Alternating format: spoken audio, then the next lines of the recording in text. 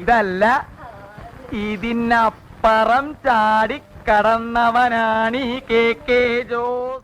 തുടക്കമൊക്കെ ഗംഭീരമായിരുന്നു, പക്ഷെ അവസാനം result comedy ആയിപ്പോയി. റൂമിലൊരു മിറർ ഇല്ലാത്തതുകൊണ്ട് ഓൺലൈനിൽ നിന്ന് ഓർഡർ ചെയ്തതാണ് ഈ ഒരു മിറർ ഷീറ്റ്. ഗ്ലാസ് മിററിനൊക്കെ നല്ല റേറ്റ് ആയിരുന്നു. ഇത് ഇത്ര റേറ്റ് കുറവിൽ കണ്ടുകൊണ്ട് ഒന്ന് ട്രൈ ചെയ്യാമെന്ന് കരുതി വാങ്ങിയതാണ്.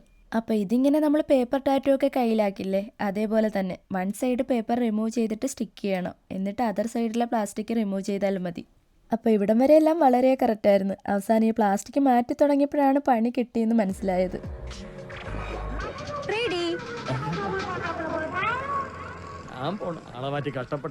അപ്പൊ ഇതെന്താ സംഭവിച്ചെന്ന് വെച്ചാൽ സ്റ്റിക്ക് ചെയ്ത ഭാഗം മുഴുവനായും ചളങ്ങിപ്പോയി. ഇത് ടൈല് പോലുള്ള സർഫേസിലേ പറ്റുള്ളായിരുന്നു. ഞാനിത് വളവൊന്നും ഇല്ലാത്ത സ്ട്രെയിറ്റ് ആയിട്ടുള്ള ഞങ്ങളുടെ കതകുമ്മേലായിരുന്നു ചെയ്തത്. പക്ഷെ എന്തോ പാളിപ്പോയി. അതിനിപ്പോ യൂസ് ആക്കാൻ പറ്റൂല. എനിക്ക് എന്നെ തന്നെ കണ്ടിട്ട് ജാദുവിനെ പോലെയാ തോന്നുന്നത്.